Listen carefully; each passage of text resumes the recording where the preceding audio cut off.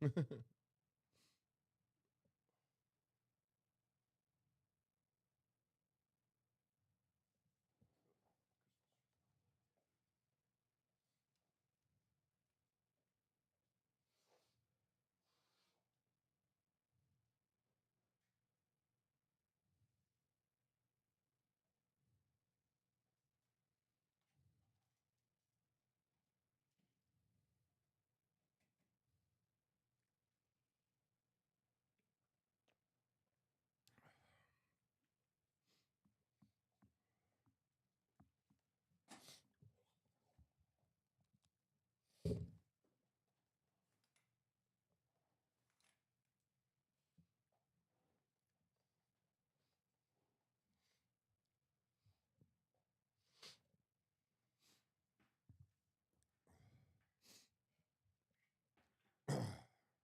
All right.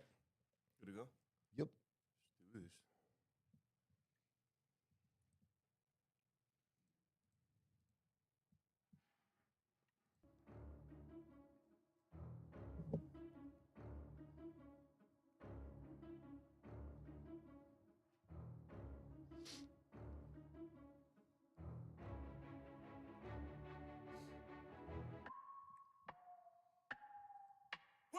This doesn't end well unless it ends. Can't just report the fucking obvious.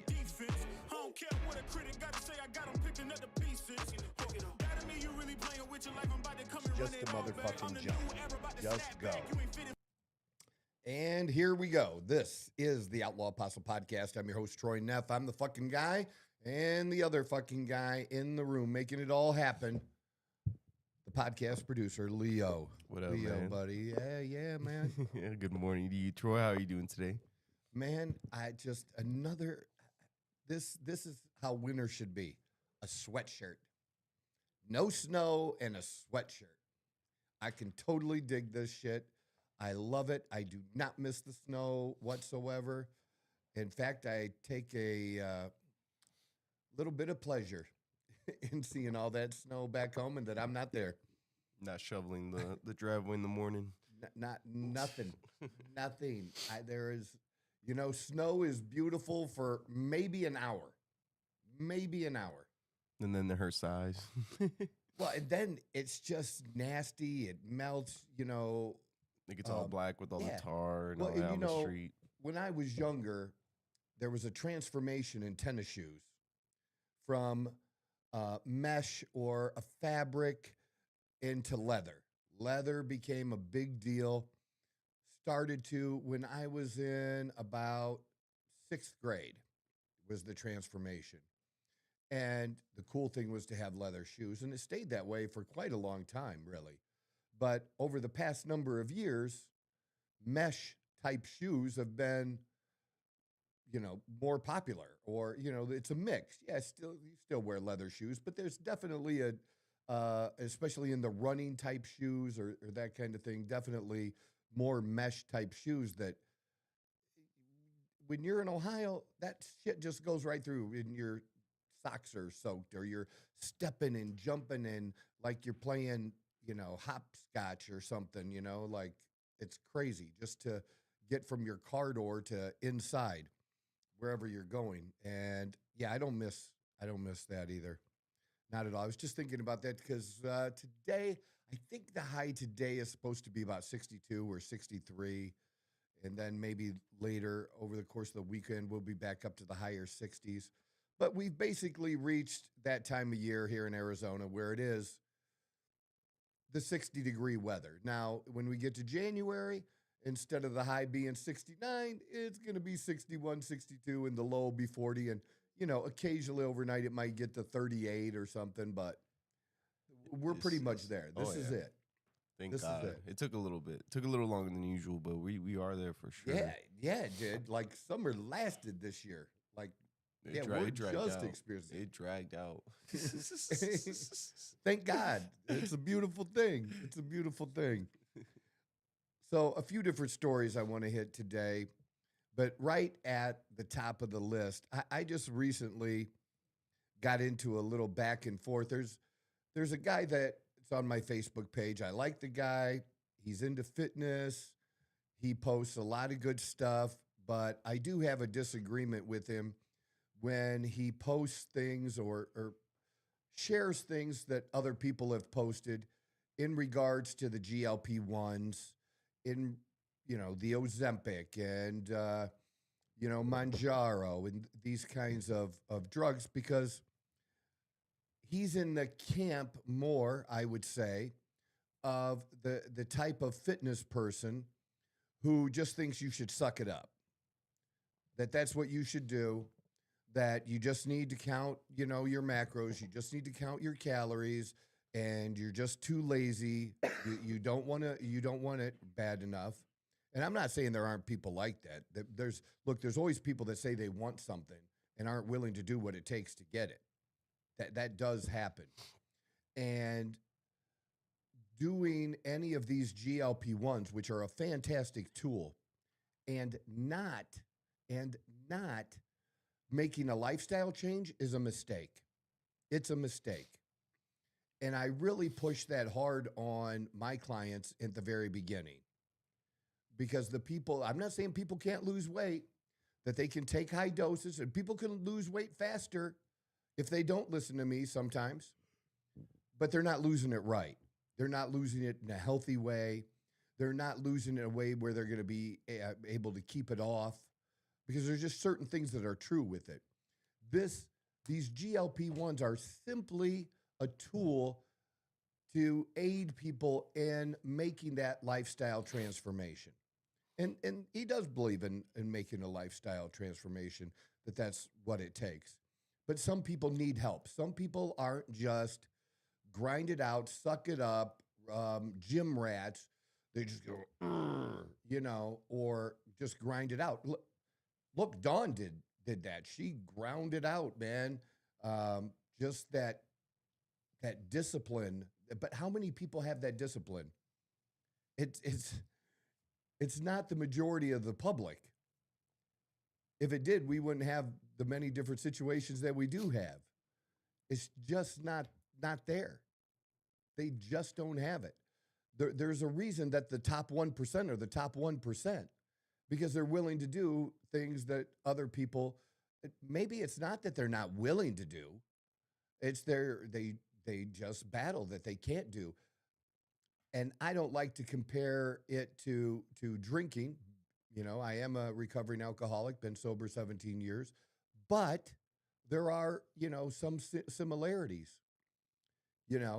but I didn't change until things got bad enough for me. And maybe that can help or happen in health too. But if there's something that can, assist people that are willing to make a lifestyle change and willing to, do the minimum required, and there are some minimum requirements, then, why not? Don't we want a healthier society?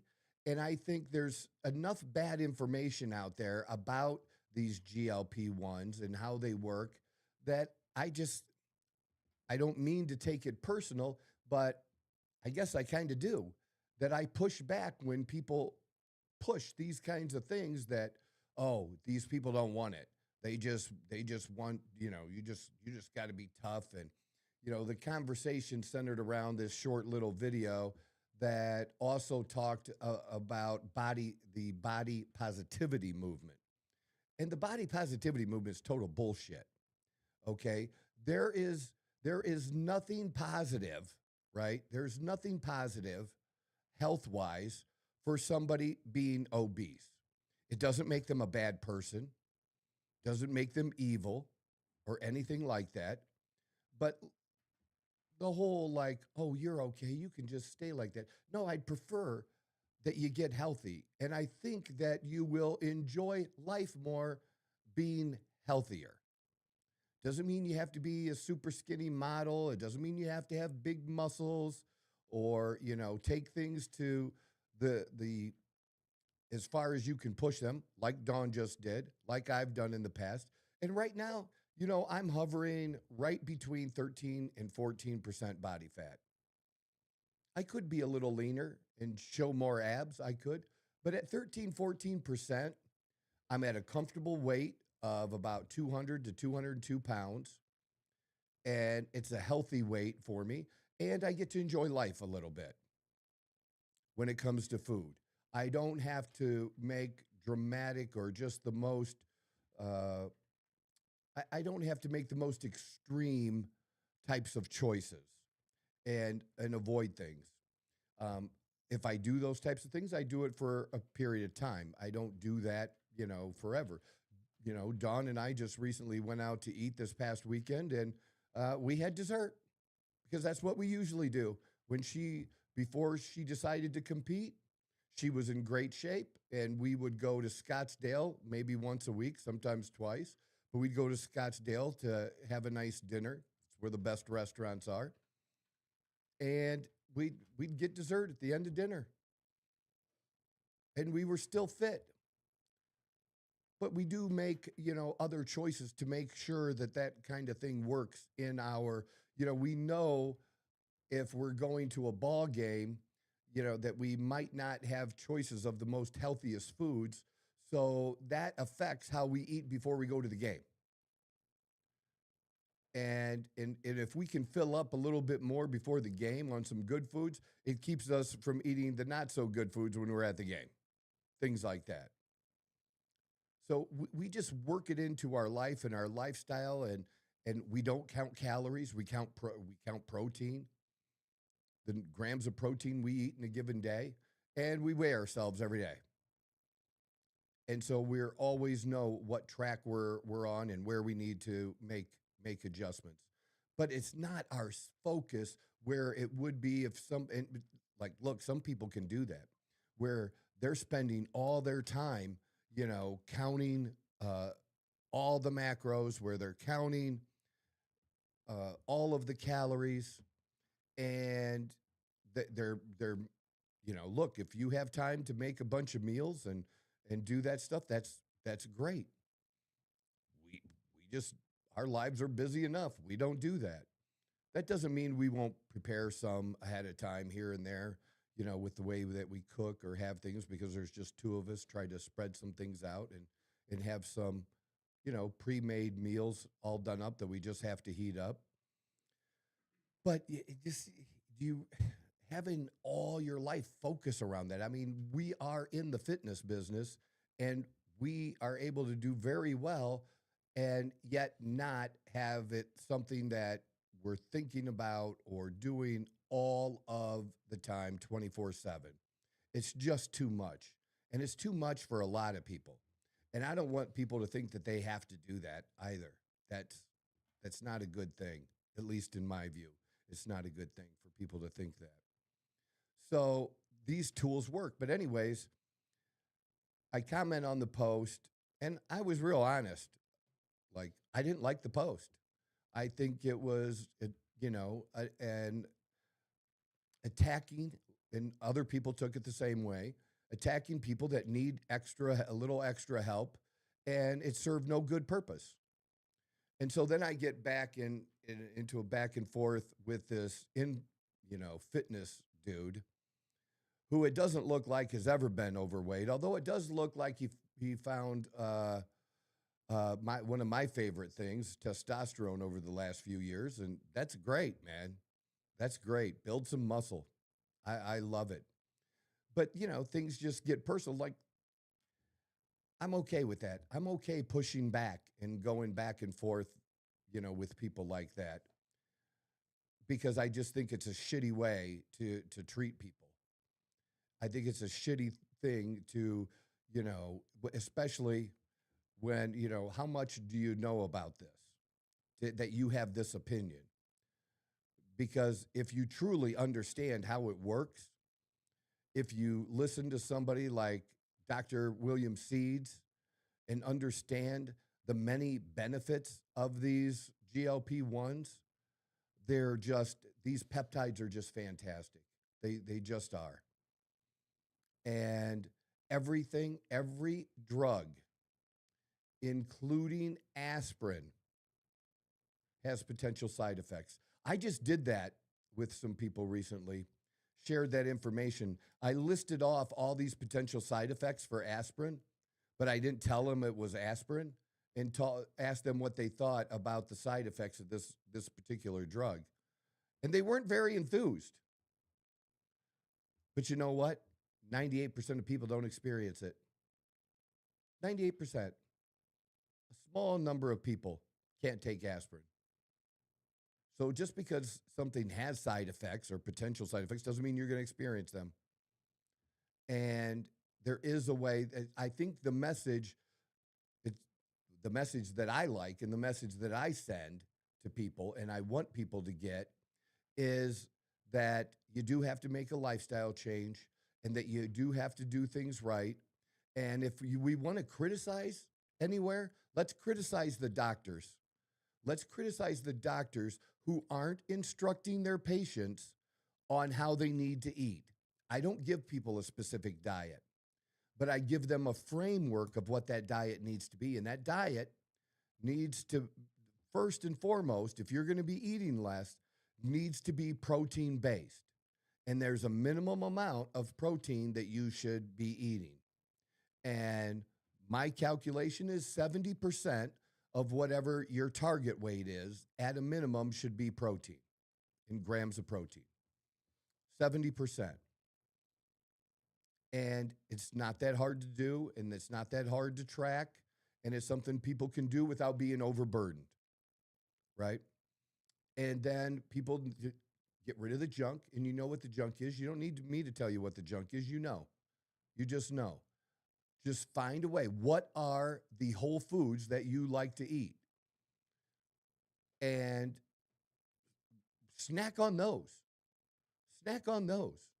Snack on some fucking berries, Snack on a chomps and some real cheese, like real cheese, some aged cheese or something like that.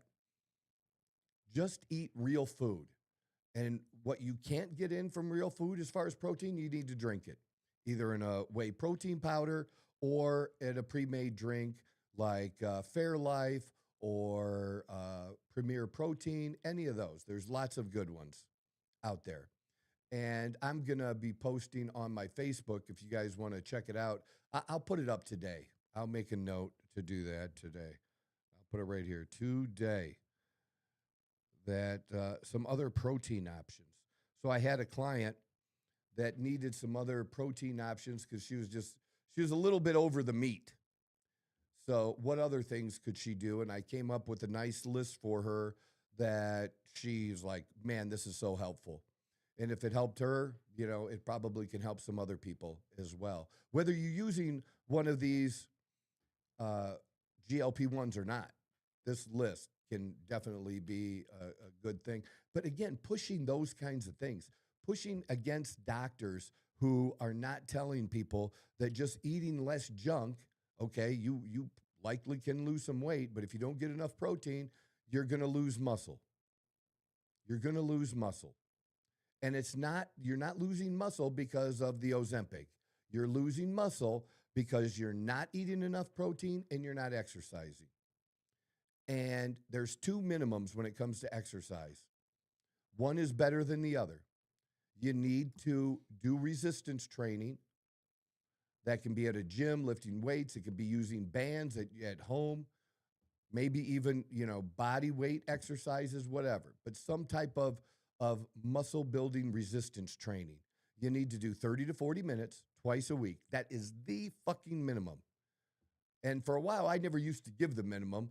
I used to like to give a little bit above the minimum so that when people didn't exactly do that, maybe they were still doing the minimum anyways. But now I'm just being totally forthright. This is the absolute minimum. You don't have to become a gym rat. You don't have to become, your spouse loves to work out and you don't. You don't have to do that. But there is, as adults, you realize, right, that sometimes you have to do things that you don't like to do. You just do. You want to live a long, happy life? You want to be, you're in your early 40s and you got a young teenage daughter? You want to walk her down the aisle? Or do you want your wife's next husband after you have a heart attack to walk your daughters down the aisle? Do you want to be here or not? And sometimes you just got to share that reality with people. You got to do something. We have to do things sometimes that we don't like to do. And if you can't handle doing 30 to 40 minutes twice a week of something that you don't really enjoy doing,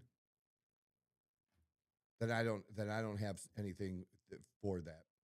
I don't. We can only do so much.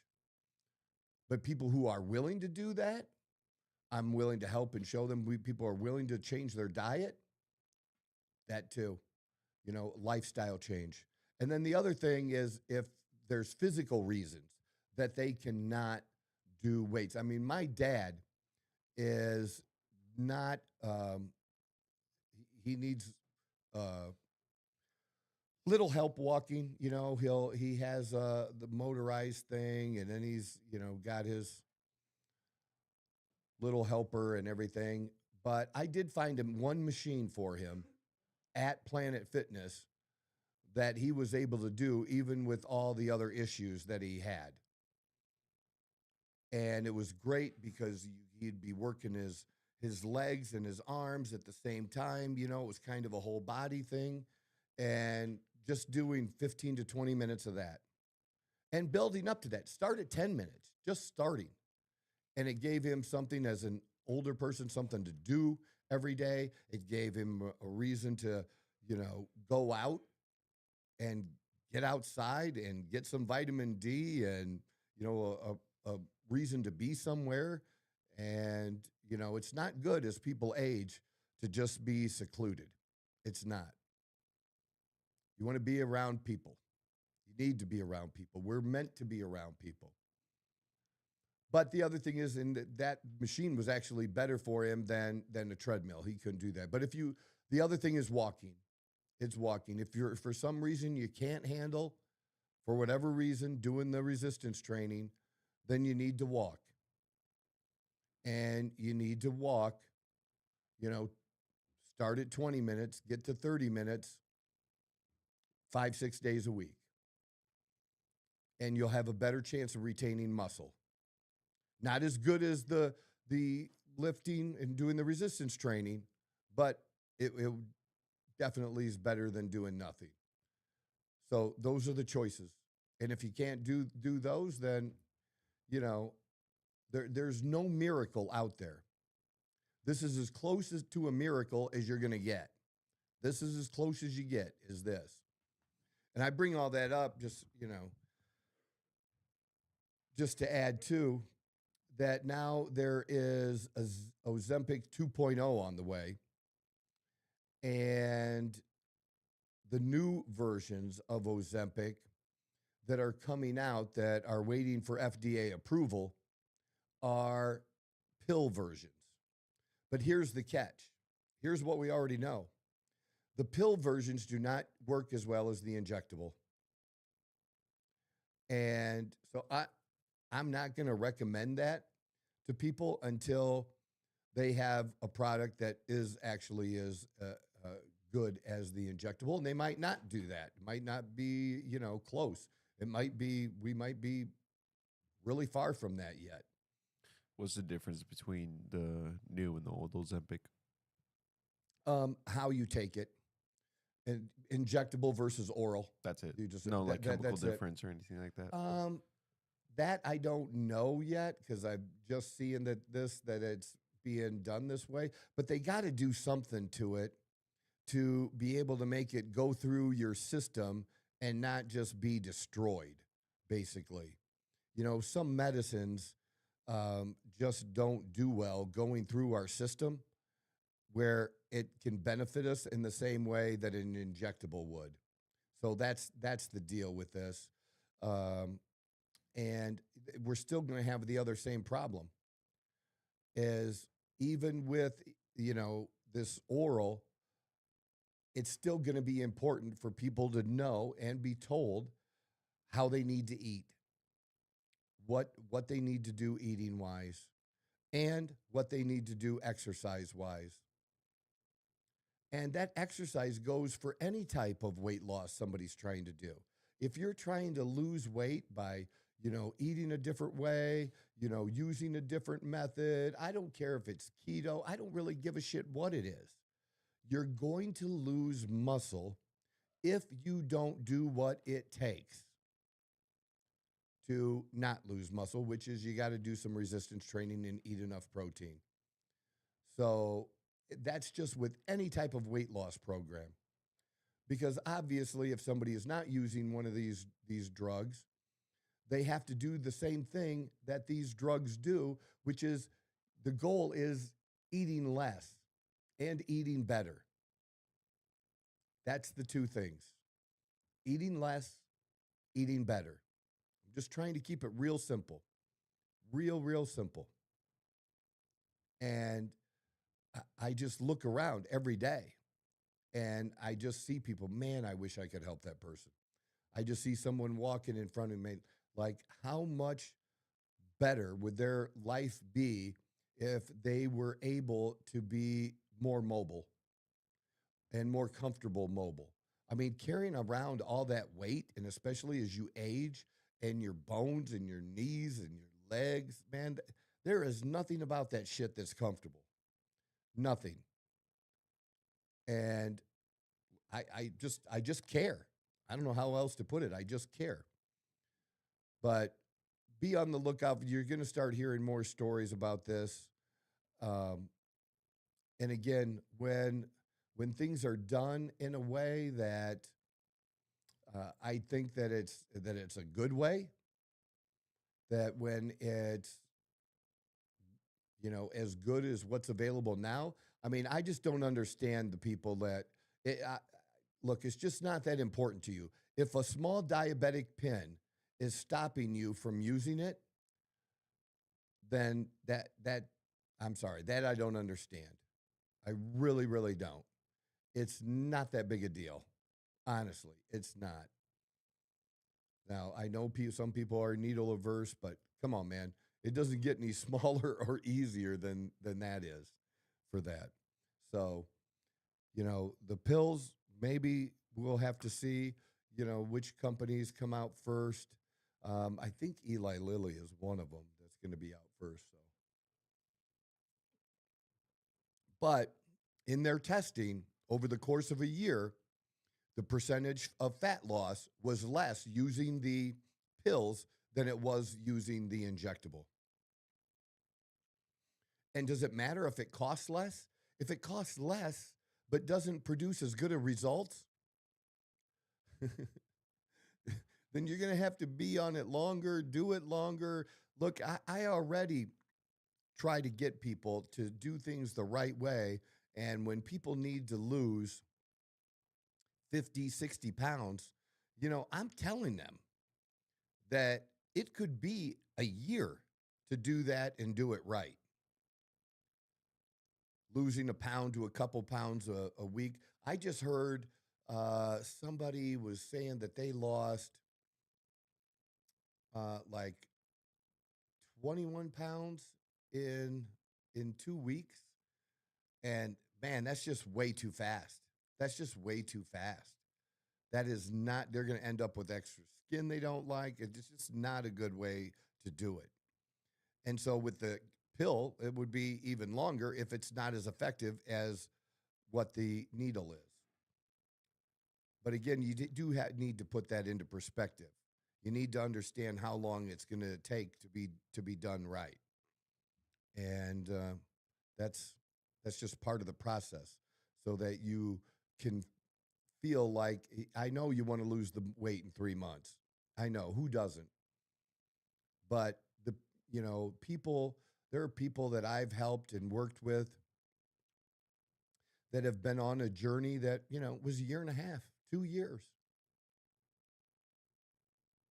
And they looked good after a year, but they were amazing after 2 years. And it was worth it. And they love it. They love being able to, be around their kids and do physical things with their kids, keep up with their kids. It's a beautiful thing. It really is. And it makes the kids like, yeah, you don't think your kids see that? You don't think your kids would be proud of you? Kids get their cues from us. And definitely when it comes to weight. I mean, how often do you see an overweight child with a thin parent? Not that much. Not that much. Because the parents eating shitty food and they feed the kids shitty food. So showing them that something can be different, I think is just a great thing. One of the best things you could do, not only for yourself, but for your family. So that's what I have on the Ozempic 2.0. So into a little bit of politics. Tuesday was a big deal. If you can you show people the story? We had a special election in Tennessee for a congressional seat there. Now, this was a GOP seat. It would be big news if the person that won the special election was the Democrat, because it'd be almost impossible. The Republican candidate would have to be really bad. And that this particular female candidate on the Democrat side had said some things that about the constituents in Nashville. I haven't asked my daughter her opinion of this yet, but I mean to, and I will, since she lives there. But this Van Epps is a really solid guy. Seems like the kind of person that you want in these kinds of roles. And just a good, just overall, just a good person in what he's done. I really just wish that we could get these kind of people to serve for 6, 8, no more than, say, 10 years, and then move them out. And I include in that Republicans and Democrats. I am for term limits, because you just have too many people now that are making careers out of being a politician because they make so much money, because they get access to information that they use to do stock trading illegally and make themselves rich. The idea, especially in the House of Representatives, that our forefathers had was simply to be that you are a business person, you're a person of a certain seriousness, and that you care about your community, and you took a little time and you went and did this thing for your country. And you did it because you wanted to do something good for the country, not so that you could, serve for 30 years and enrich yourself. That was never the idea. And it goes for senators too. If senators are going to have 6-year terms, they should have no more than 2.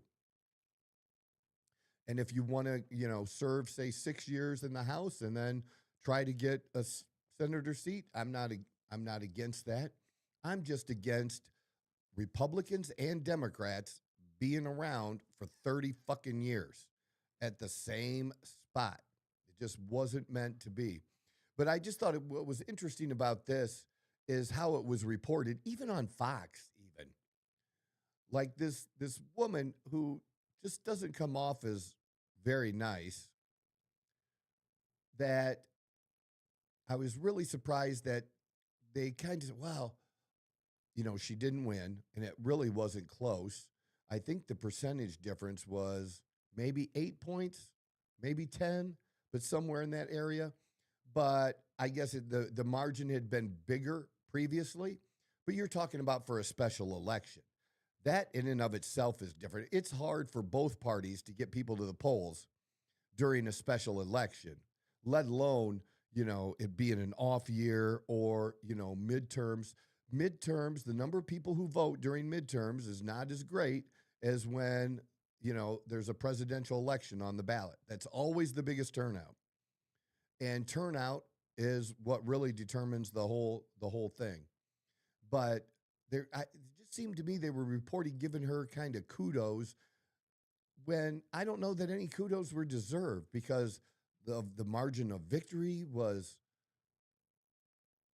better than the previous margin of victory, because you couldn't say, well, it was close. If she'd have been within 2 or 3%, then the story might make sense.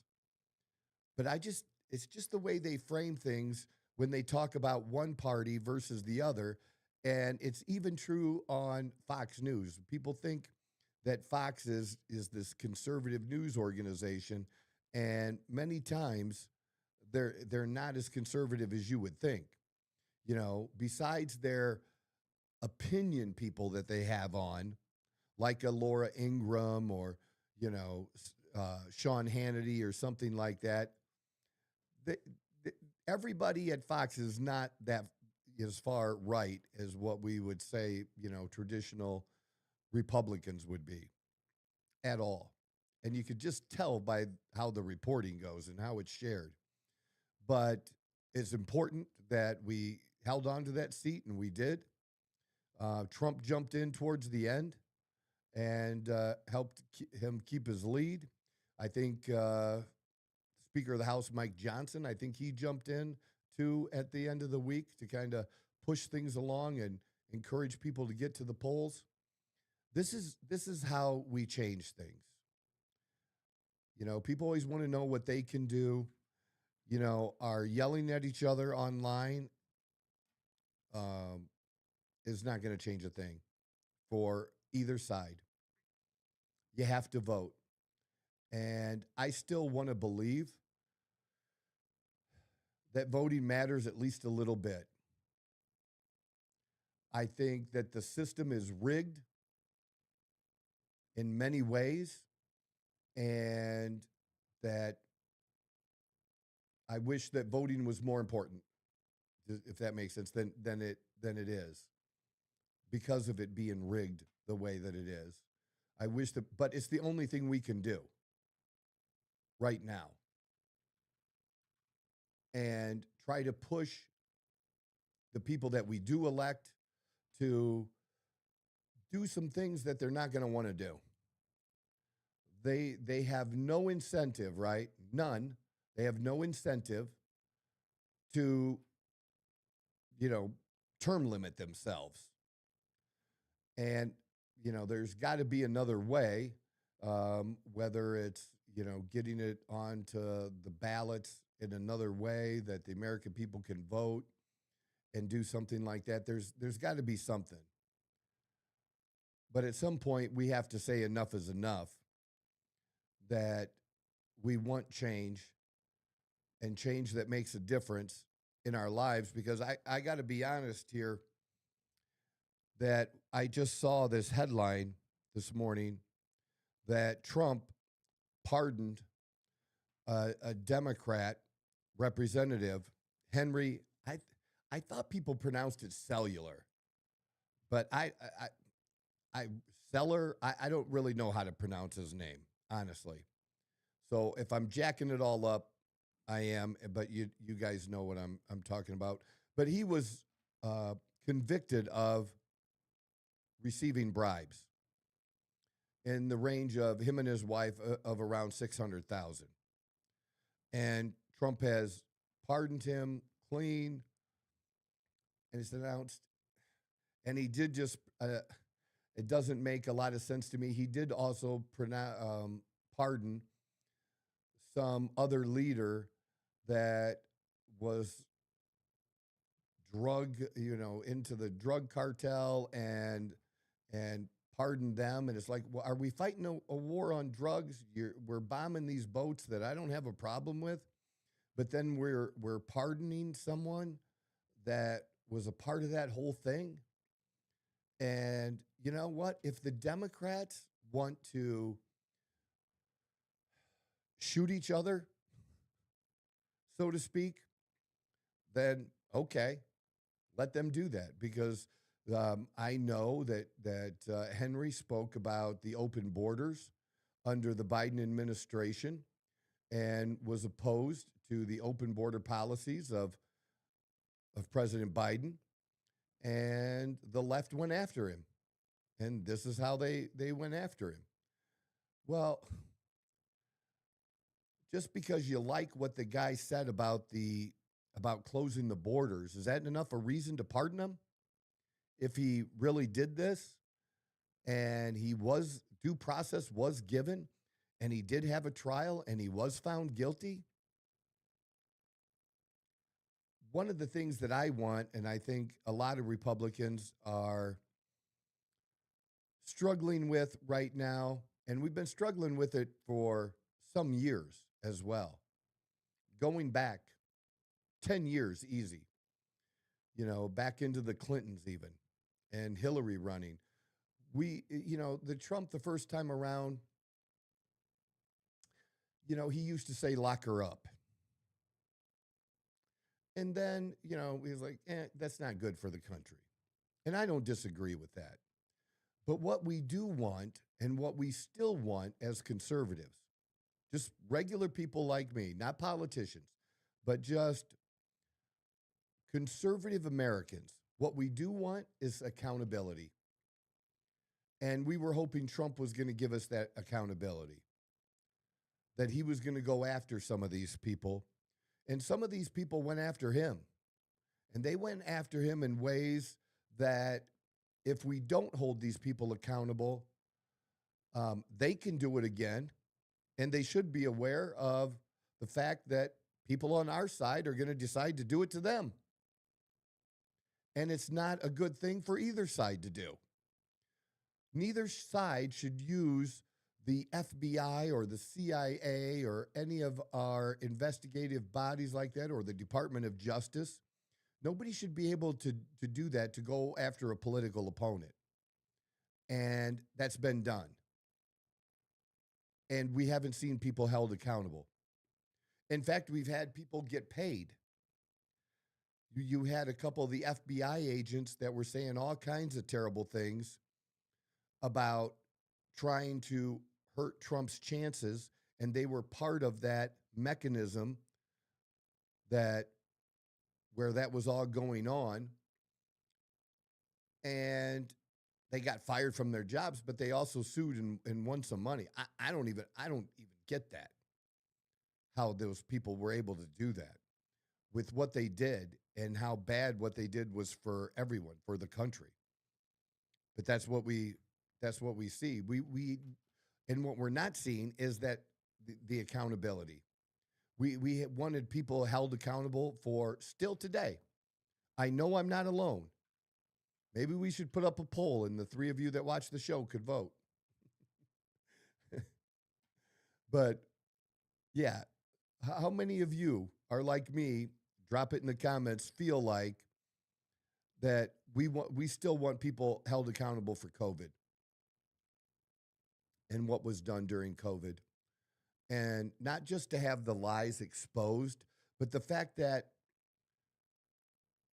it wasn't just the lies, they weren't just mistaken, that they purposely did this. They purposely did things that has fucked over our country in such a big way. And we want people held accountable. We see a few here and there where people took advantage of the system and got money from the government to, keep their businesses afloat and pay employees, and they didn't even have a legit business. They just took government money, and a few of them have been caught, and most of them haven't. Or that the states got money from the federal government, and the states doled out the money. And now we're finding out that that money was given to different groups and people that should have never gotten it, and people that were even sending the money back to other countries to fund other terrorist organizations.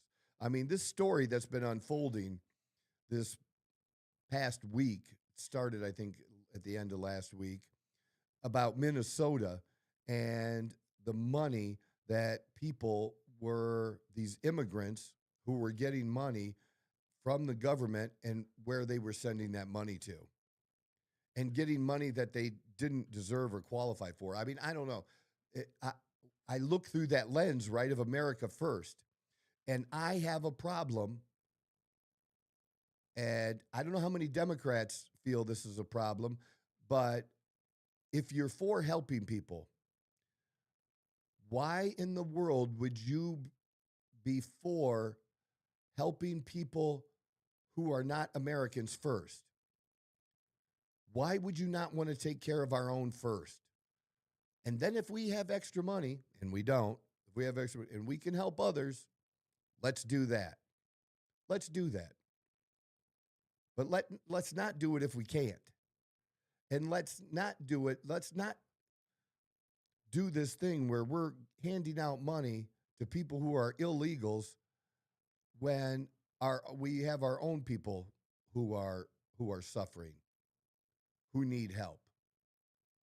And the whole system, the incentives in the system need to be changed. There needs to be an incentive built in so that people, want to get off of it, over a period of, say, 1 to 3 years or whatever it is. Something that we can agree that's reasonable.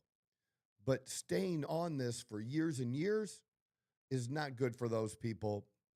It's not good for their children. It's not good for anybody. It's not good for our economy. It's no way to live long term. So we got some real work to do. And as much as I support Trump, and I do, there's more that I want that we're not getting. And it really comes to with this accountability. When are these people that have done these things that should never be done? And some of these people did it to him. Why aren't they being held accountable? And why aren't we, getting the transparency? Look, I believe Trump is more transparent than any other president that I can remember in my 57 years, but it's still not enough for me. It's still not enough. I want even more transparency and to understand why are we not going after these other people that have done wrong, not just made mistakes, but done wrong. Why are we not holding them accountable?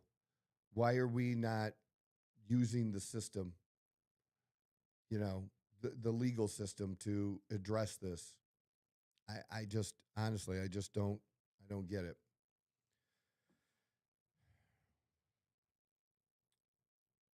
So there we go. That's what I have for politics. Back to a little bit of football as we kind of wind up here this morning. All of the fallout now from Lane Kiffin deciding this weekend to go to LSU. I found this interesting that the players now for Ole Miss, one of the things that Lane Kiffin had said was that the players wanted him to finish the season. And what we're finding out now is the players are coming out and say, nah, no, we didn't. We didn't say we wanted you to finish the season. I think these players felt betrayed. And, to get to where they've gotten, and then at the most important time after getting there, because this is the ultimate, this is the goal that gives you a chance. Any of the 12 teams have a chance. Now, two of the teams being that are going to be terrible, of numbers 11 and 12, are going to be teams that aren't in the top 12 teams in the country, which I think is bullshit. We should have the 12 best teams. But these teams are going to win their conference championship, and they're going to be included. But by, technically, they're going to have a chance to win a national championship. Technically. Do they really? They'll never make it through. Cinderella can also oftentimes go from the first round to, maybe even the semifinals, but Cinderella, usually doesn't win these things. And 11 and 12 would definitely be Cinderella teams. It would be shocking to see, let's say, James Madison gets in as the number 12 team, and that's a possibility either. And you're all going as fans, James who? Yeah, that. But if they would do something like that, I think everybody'd be behind them. It'd be great. But technically, they have a chance. But my whole point is Ole Miss genuinely has a chance to win. I don't think there's a team other than Ohio State and Indiana right behind them that just feel like they might be a little bit above the pack. A little bit. But just totally dominant, total head and shoulders above Georgia and Alabama and Notre Dame. No. I think they're all basically the same group, about 5-6 teams that are the real teams that have the real shot of making it and winning it. And Ole Miss is one of them. They are one of them, for sure. And to get there, that's the whole goal, is to get there now, to get this chance. And they're there. They fought and they got there. And you're going to leave them at the most important time of their whole season. And for these guys, the most important time in their collegiate career, because this is the first time, this is the closest they've gotten to an opportunity to win it all as they've ever had. I'm pretty sure Ole Miss has never won a national championship. And if they did, we'd be going back 60, 70 years or some bullshit. And I don't think it happened. So Ole Miss, national championship. Let's see what we get. Isn't it great when we think of these things that we can instantly find the answer? Oh, they did football. And I was right about 60 years, wasn't I? 60, 70 years, I was right. 59, 60, and 62 for football. So it's been a minute. It's been before I was born that Ole Miss won a national championship. So most fans, yeah, they haven't seen that happen, and now they have that opportunity, and you're leaving at the time that they need you the most. And as a coach, isn't this what you're striving for? You're going to LSU to try to win a national championship when you had a chance to. You built this team over the last 6 seasons. You have a chance with this team in what many people regard as the toughest conference in football, the SEC. You did it in the SEC. You made it and got yourself a chance. And now you're not going to finish? Man, I don't know. But hey, it's not smart. Not in this day and age with everything that we have with social media and things like that. It's not smart. to say that, oh, players wanted me to stay, and that really wasn't the case. Doesn't mean that wasn't a player that said that, but as a team, it seems like that was all hogwash. It was bullshit. And I don't know if that's a good way to go to another team and what they're going to think of you. We'll see. We'll see how that works out. But I did find that was interesting that a few players, like, yeah, we're not going to let you use that line. We're not going to let you spit that out when that's really not the case because, I mean, he said he wanted to finish, and I think he was just doing that knowing that they were going to say no to maybe try to make himself look better and put the burden on the school. They wouldn't let me, and you're a victim too. Sorry, dude. $13 million a year, you're not a victim. You're not. And, I think he was making 9. You could have got somewhere between that 9 and 13 from right where you were at. Right where you were at. And I know there are people that think that, that LSU is one of those great jobs, but I don't know. I don't know. I think the Ole Miss job is not a bad job and what they've done there. And especially if you have the right backing and you have people that are willing to put up that NIL money and, with the way things are now, anybody can recruit and turn things around, especially when you get these teams that stack quarterbacks. And these quarterbacks don't want to hang around for 2 or 3 years to get their shot. If they're a 4 or 5-star quarterback and they don't get their shot with you, by the second year, they're gone. They're going someplace they can play and a team that says they can play. And there you go. As a coach, you have that to choose from. You can bring these guys in. And if you look at the quarterbacks who have won, or you look at the teams that have had national championships, a lot of them were teams, here recently over the last few years where these quarterbacks came from other schools in their junior or senior year. Notre Dame, the quarterback for Notre Dame last year, he was somebody they brought in from another school. And he was a senior, so he only played 1 year. And then they looked for another. Now, they have a younger quarterback, which I think is good. Same for Ohio State. I don't think, Sayan and is going to be around. The Alabama quarterback, also, he's going to be around another season. Those are going to be good things for those teams. But you can find a guy, and it has happened, where you bring in a guy for just one season that is the game changer for you. And it's just a different environment now. And not everybody's figured it out yet.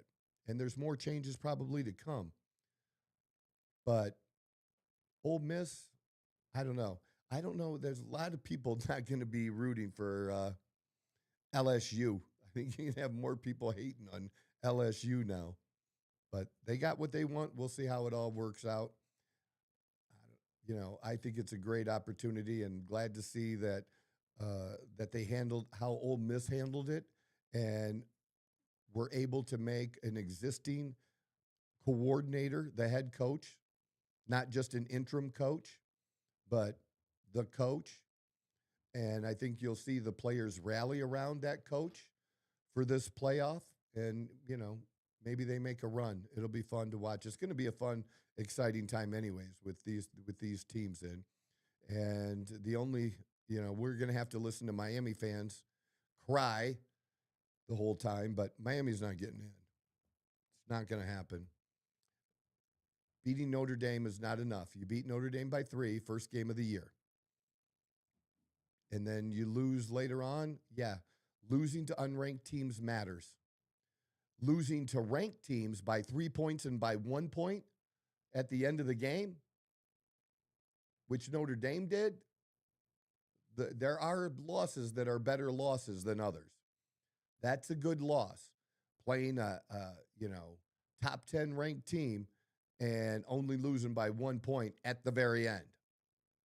That that says something. They can compete with those teams there, and especially after they ran off 10 wins after that and have just gotten better and better and better. And the idea that some people don't want to accept, or Miami fans don't want to accept, that you do get better or should get better over the course of the year.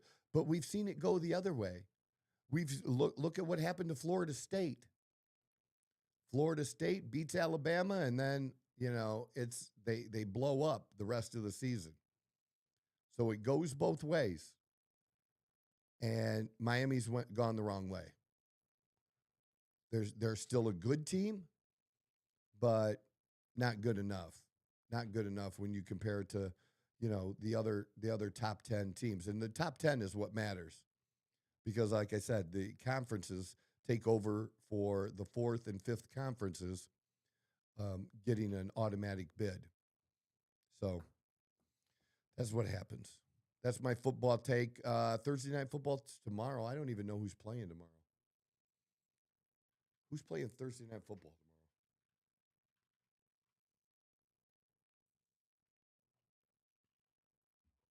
The Patriots game the other night was good. That was good to watch. With the Giants,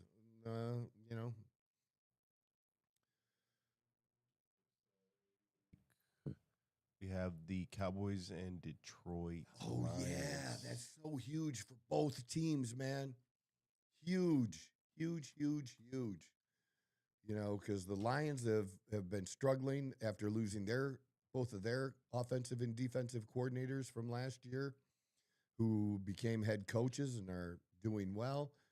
But you still got a lot of talent on that Lions team, and then the Cowboys are playing better than we expected them to this year, honestly, especially after they, let Marcus or Micah Parsons go.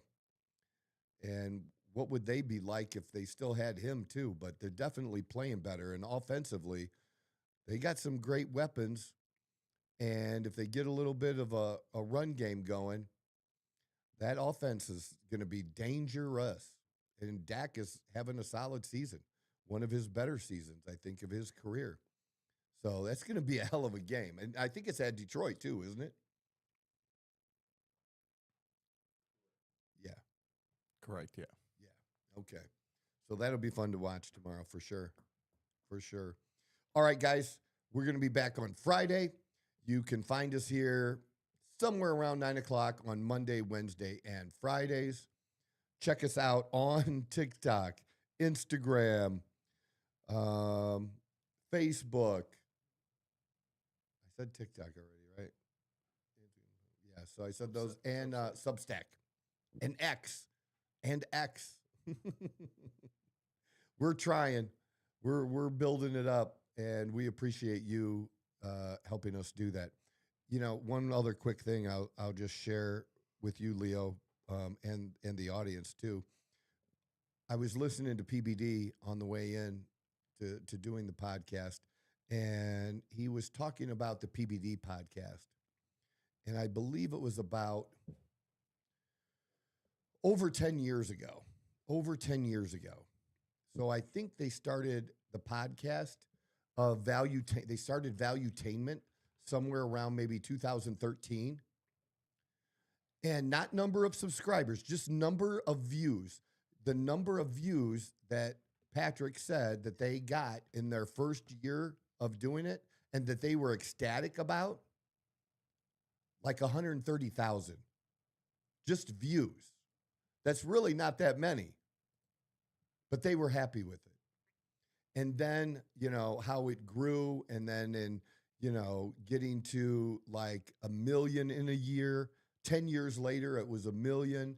And now, it's 1 billion. And then went to, they're getting on 2 different platforms about 900 million views a quarter on like 2 different platforms. I'm about to say, I think we averaged 74 within the year. So it's not too far off.